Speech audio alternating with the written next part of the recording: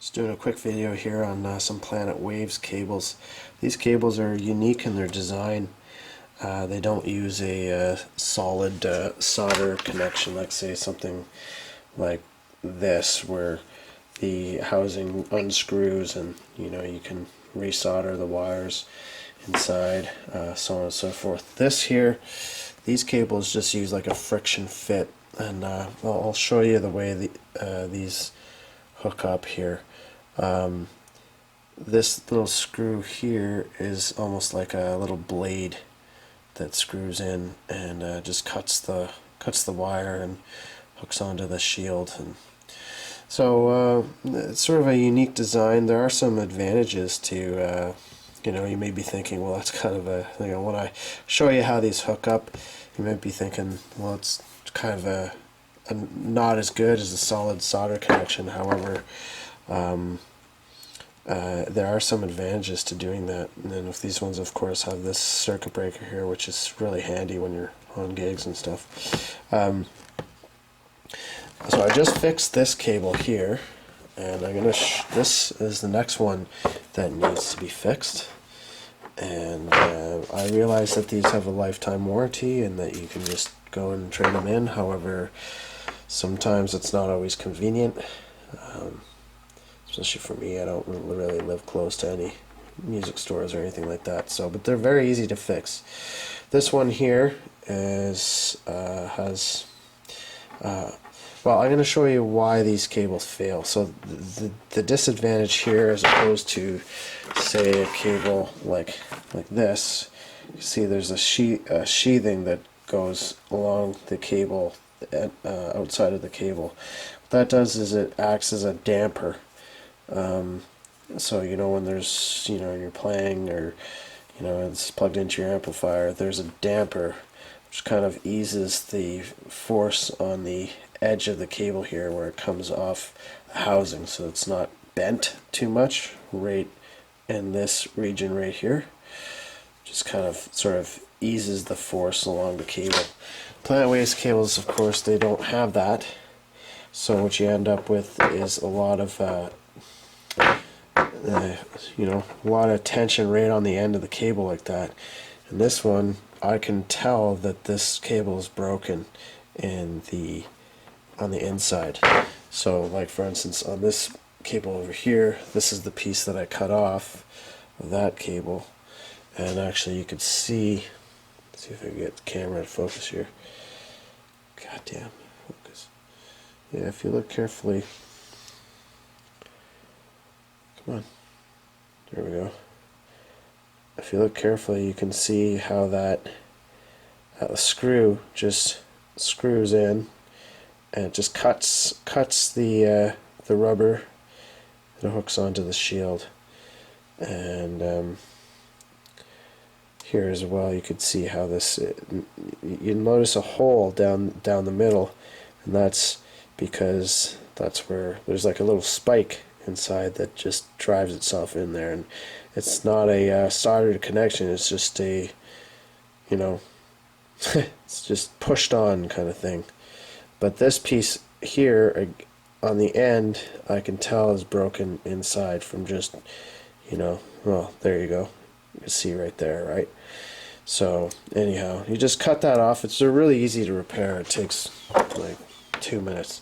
So what I'm going to do is I'm going to unscrew this little connector here on both ends. I'm going to cut the cable with the razor blade, and then I'm going to push it back in. Okay, so I'll do that now, and I'll show you how that's done. So I've removed these screws from the jack, and you can see that this one actually has the rubber still, a little piece of rubber still in that, so I'll dig that out. But it's kind of like a little blade. When you screw it in, it just cuts the wire, and that's where the screw goes. And now I could actually just pull this out. There we go. Just pull it out like that, and then you can see. If I can get the camera in focus, see how that works there. And let's see if we can actually see down inside. I don't know if I can. There we go. You see, it's just a hollow tube. There's a little spike down in the middle, so it's hard to see. But anyways, so yeah, all I'm gonna do is just take a razor blade, cut it, and then push it back in. And you need a bit of a lubrication there, so I just put a tiny bit of oil, helps it go in. And then I'm going to put the screw back in, and it should work perfectly. And I'll do that same for this end here as well. Pull this one out. Pretty tight. There we go. Let's see if we can see down inside this one. It's hard to see without flashlight. But anyways, they're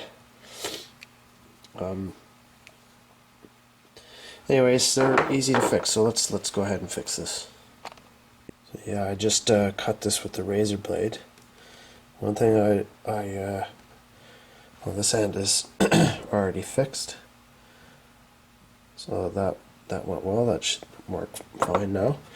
This end here, well, one thing that's absolutely crucial is you need to lubricate the rubber. When you put the fit is very tight, and it needs. I actually just put some transmission fluid on it because I didn't have any oil. So yeah, so that's what I'm doing, and it works perfectly. You need to lubricate it though. If you don't, you're gonna have a hell of a time getting this on. And what's gonna happen is that as you're pushing this in, it's gonna push the rubber back. It's going to push the rubber back, and it's going to expose the shield, which you don't really want that in this situation with this style of connector. You want the rubber to go all the way to the end. Okay, just a small tip. So I'm going to put some oil on this and then push it back into the jack and screw it down, and it should be good to go. So yeah, there we go. Both ends back on, installed. So just remember to lubricate. I've buzzed them out. It's hard to do with. Pretty hard to do. You know, with one hand, but the connection is good. Let's see if I can tuck this under there. Then, okay, so the tip is good. And do the shield. It's good as well. Okay, so yeah, that's how to fix these cables. I mean, first time I saw the way this hooked up, I didn't think it was a very good design, but actually, when you think about it, it makes a lot of sense. You know, these cables are subject to a lot of vibration and you know, moving around. And if you got solder connections, as we all know, the connections do break over time with these, you know, this conventional style cable here. They do break, and of course, these are a little harder to fix too. You know, you gotta open them up, and there's a certain way you gotta strip the wire and stuff like that. These are pretty simple to fix. So I mean, even if one of these were to break on a gig, all you would need is a screwdriver, and you know, in a pinch, you could just you know, if you had a razor blade in your gig kit, which you should always carry a little kit with you with tools and stuff on gigs, it really helps out. You could potentially fix it right at the gig. So yeah, anyways, that's how to fix these Planet Waves cables. They're good cables, and of course they do have a lifetime warranty. If it is broken and you don't feel like doing this, you can just take it into where you bought it, and they'll give you a new one. But it's also really easy to fix them too. So okay, I hope you enjoyed the video, and hope that helps.